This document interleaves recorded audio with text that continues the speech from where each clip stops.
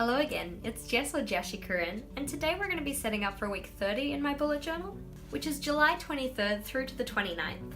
But before we get into that, I figured we'd just have a look at how this week was going. So as you'll remember from my last weekly plan with me, I went for this horizontal style one-page weekly. And as you can see, it's incredibly empty. That's because I'm actually filming today's setup at the same time as I filmed this one.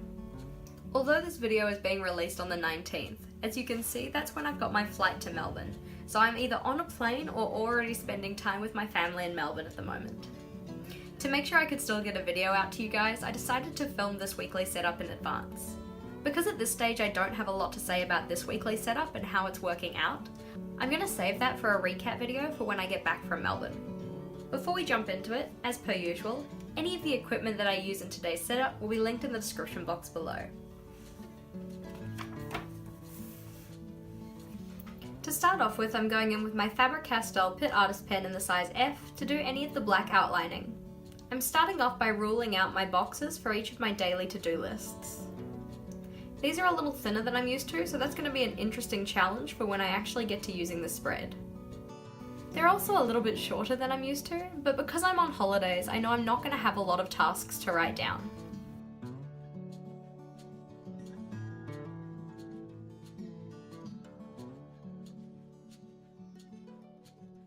At the top half of the page, I'm ruling out sections that radiate from the center where I've put the day numbers. I then outline the word July in an all caps bold print. Recently I've been really enthusiastic about drawing zentangles, so I wanted to include that in this week's spread. Each of those sections that radiate from the center of the page is going to have a different triangular based zentangle. If you're not too sure what a zentangle is, it's essentially just supposed to be an easy and repetitive pattern that can help you relax and focus while still expanding your creativity and imagination. Some of the zentangle patterns that are out there are so incredibly gorgeous, and I wanted to include some of my favorites in this spread.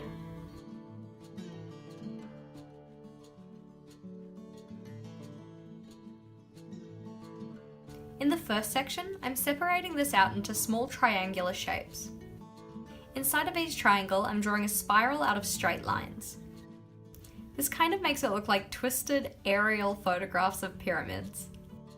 This was the first zentangle that I learned to draw after learning what zentangles were.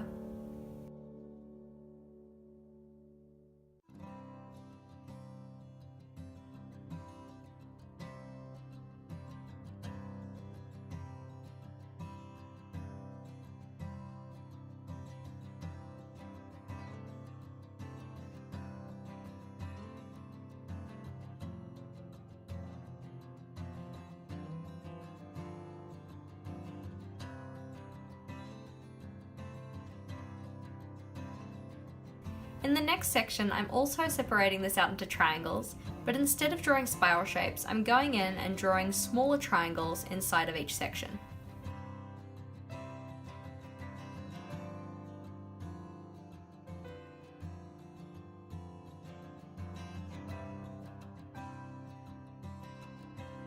I'm then using the brush tip Faber-Castell Pitt Artist Pen to go and colour in some of those sections in black. What I wanted to achieve in this header was having every second section in a bit more of a darker shade.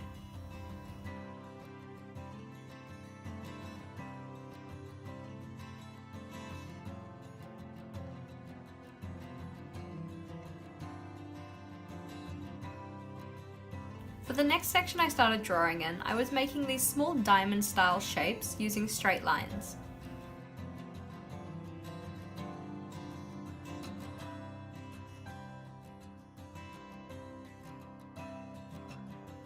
Although I did stuff up on the spacing of these slightly on that left-hand side, I didn't worry myself with it too much and just kept going.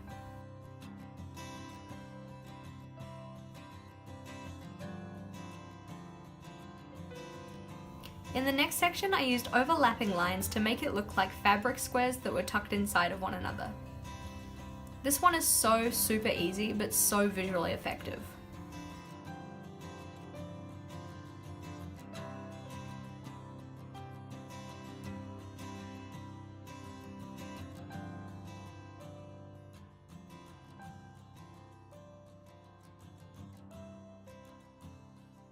In the next section, I separated this out into boxes and then drew an X in each of those squares to separate it out into 4 equal triangles.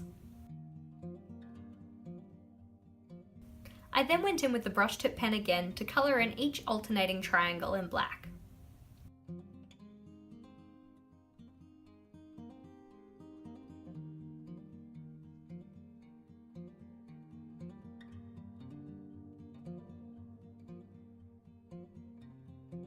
In this next section, I drew random lines to cut it into smaller chunks, and then used the brush pen to thicken these lines up.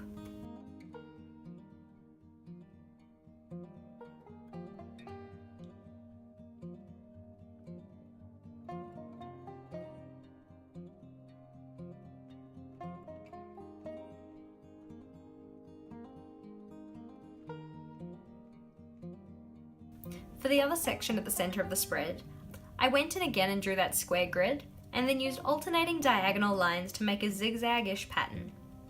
This is a pattern that I've previously used on some of my habit trackers, and is quite popular in the planner community. At this point, my camera actually ran out of batteries, and while I was trying to plug in my charger, my tripod actually fell over. Thus the weird change of camera angles here. Enjoying the zigzagging style from before, I then decided to do this in the next section. I think it kinda ended up looking a little bit like zebra print, which I think is pretty cool.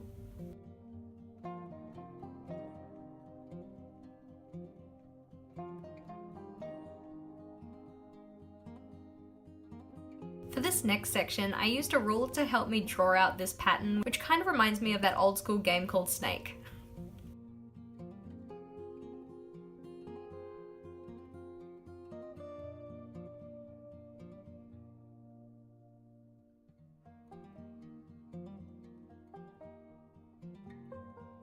Because this one was looking relatively light and I still wanted to achieve that light dark pattern, I then went into that other section and drew in some smaller concentric shapes.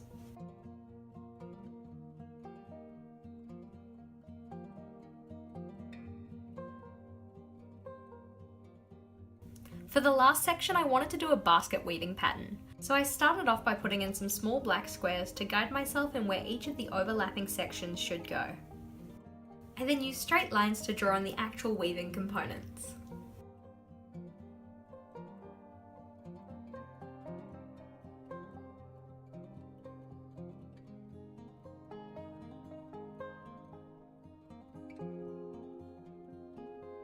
With all of my zentangles drawn, it was then time to add some colour. I went in with my Tombow dual brush markers in the same colours that I've been using all month to colour in the central strip and then put in the text for each of my daily boxes.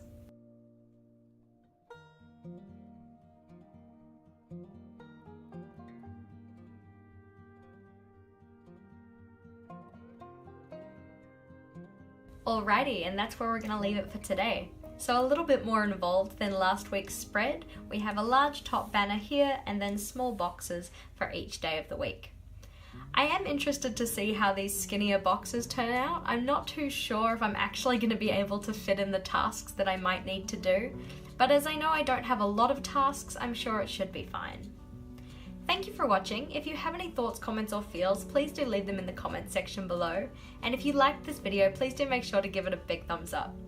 If you haven't already, you can subscribe to my channel to see the videos I release every Thursday and Sunday. And until next time, bye!